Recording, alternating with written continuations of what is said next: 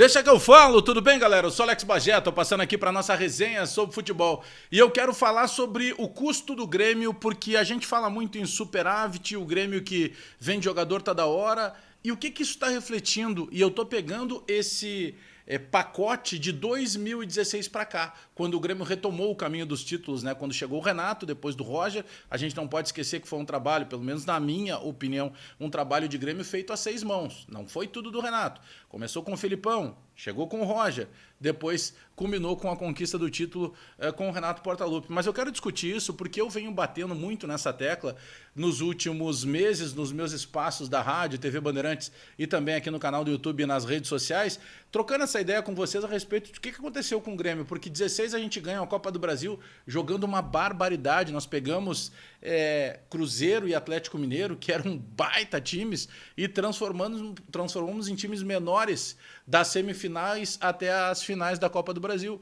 Depois de 17 a gente ganha uma Libertadores que o Grêmio jogou muita bola, que o melhor jogador da América foi o camisa 7 do Grêmio, que era o Luan, que revelou o Arthur, que logo em seguida foi para o Barcelona. E aí, em 2018, no começo do ano, a gente ganha a disputa em dois jogos, né, de ida e volta contra o Independiente da Recopa Sul-Americana. E dali para frente o Grêmio cai bastante. O Grêmio vem em determinado momento o pacto firmado com o presidente Romildo e do Renato, lá em 2018, às vésperas da final da última partida do Gauchão lá em Pelotas contra o Brasil, e a retomada da hegemonia do Grêmio no Campeonato Gaúcho. Aí o Grêmio ganha o Campeonato 18, ganha o Campeonato 19, ganha o Campeonato de 20. Só que daí, se a gente pegar de 18 para cá, 18 o Grêmio goleia 2 vezes o Brasil de Pelotas, né? Tanto no primeiro jogo na Arena quanto no segundo jogo lá no Bento Freitas. Depois 19 já tem uma certa dificuldade, mas a gente ganha o Grenal na final, né? Vai para os pênaltis e tal, com o pênalti cobrado pelo André, depois que o André tinha desperdiçado o pênalti ao longo do jogo. E aí quando chega em 20, a gente perde o jogo final dentro de casa para o Caxias, mas ganha no resultado agregado. Só que nós jogamos 4 partidas contra esse Caxias, nós perdemos 3. Então tem algumas coisas que a gente precisa começar a avaliar. E eu venho falando muito disso.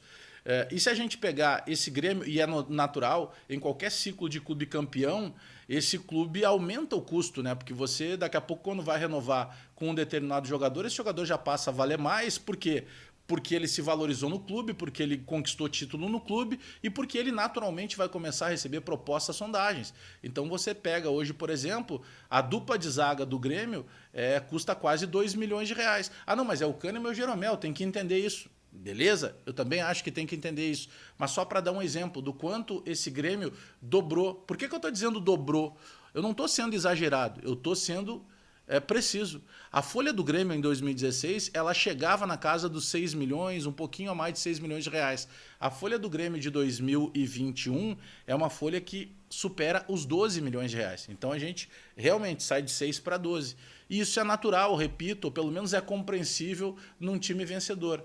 Só que nós estamos entrando em 21 e a nossa curva decrescente, a nossa curva do gráfico lá caindo para baixo, ela já começa em 2018. E o que eu estou batendo na tecla é justamente porque, na minha opinião, nós precisamos, em determinado momento, rever essa situação. Dá o like no vídeo aí, te inscreve no canal, espalha nos grupos de WhatsApp e aperta o sininho para receber as notificações. Pô, tá vendo o vídeo? Te inscreve no canal aí, pô. Mas voltando a essa situação, para vocês, vou falar um exemplo claro, por exemplo, do Renato Portaluppi. Quando o Roger Machado sai em 2016, quando ele sai em 2016, o Roger ganhava em torno de 450 mil reais. E o acordo que teve naquela chegada, quando o presidente Romildo entra em contato com o Renato, para que o Renato volte para o Grêmio, o acordo era o seguinte: olha, não tem como mexer em nada agora, o planejamento está fechado, não tem como bater lá no CEO e pedir mais dinheiro. E o Renato, não, vamos continuar com o mesmo salário do Roger. Só que o Renato solicitou, e é totalmente compreensível, que ali tivesse um plus, que o Renato tivesse uma bonificação no caso de título. E o Renato ganha o título da Copa do Brasil. Embora, nesse confronto contra o Atlético Paranaense, o Roger, antes de sair, tivesse vencido o primeiro jogo, e o Renato, quando chegou, perdeu no tempo normal, mas depois passou nos pênaltis e segue o baile. Mas o Renato só não, apostou numa bonificação. E é totalmente natural. Só que depois as coisas já mudam. Porque daí, a partir de 2017, quando tem o contrato em si, as coisas já começam a mudar. Então, o próprio Renato dobra o ganho. A folha do Grêmio dobra o ganho. A maioria dos jogadores do Grêmio, esses campeões, dobraram o ganho. E isso é totalmente compreensível. O que não é compreensível, na minha opinião, é em determinado momento se considerar apenas esse passado lá de 16 e 17. Porque o resultado de 18 para cá era um resultado muito mais baseado em Campeonato Gaúcho e muito mais baseado em... e começou justamente em 2018, até ali, uma invencibilidade de Grenal, que já caiu por terra justamente agora no começo de 2021. O Grêmio precisa fazer uma análise disso, porque o custo do Grêmio continua muito alto, o Grêmio entrega... e eu estou fazendo esse quase desabafo e trazendo para vocês a minha opinião, mas também baseada em números reais, justamente porque o Grêmio precisa dar uma sacudida agora em algum momento. O Grêmio vai ter que olhar para si e verificar que, poxa, mas espera aí, eu tenho um jogador no banco de reservas ganhando 500 mil reais. Espera aí. Ele é tão melhor dos que eu tenho na base? Não, ele não é melhor dos que eu tenho na base. Inclusive, ele se machuca mais dos que eu tenho na base. Bom, então esse jogador não pode ficar aqui porque ele não é melhor dos que eu tenho na base, ele é mais caro dos que eu tenho na base e ele se machuca mais dos que eu tenho na base. E os que eu tenho na base estão tentando fazer a vida. Então, esses comparativos precisam ser feitos. Até porque o Grêmio vai ter que fazer algum investimento ali na frente e contratar alguém. Porque senão a gente vai ficar batendo na tecla, é muito legal, é o Grêmio superavitário. É claro que é importante ter isso, entendeu? Eu não entro nessa questão de assim, eu quero ganhar jogo, não me interessa se tem lucro ou não. Não, o clube tem que ser bem administrado. O clube não pode vender uma imagem negativa. Só que automaticamente nós precisamos continuar fazendo esse time ter essa potência financeira que tem, mas ele vai ter que fazer alguns outros investimentos ou alguns investimentos diferenciados do que vem fazendo. Bom, o jogador está terminando o ciclo, não consegue mais render, parceiro. Foi um prazer, vamos parar por aqui, porque é a vida que segue. O Grêmio não pode virar uma organização não governamental, uma ONG. O Grêmio não pode fazer solidariedade nesse aspecto do departamento de futebol. Vai fazer solidariedade nos outros departamentos. Mas no departamento de futebol tem que ser carado com uma maneira diferente.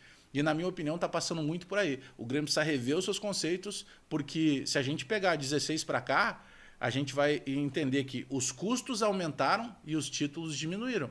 Porque a gente faz 16, 17. Depois, a gente diminui, inclusive, o tamanho dos títulos, mas nós continuamos aumentando o custo. O Grêmio foi o único clube, por exemplo, que não conseguiu, com seus jogadores, reduzir a folha de pagamento no momento da pandemia. Então, rapaziada, tá tudo em dia, tá tudo certo, vamos entregar um pouco mais. E se não está entregando um pouco mais, aí entra o papel da direção.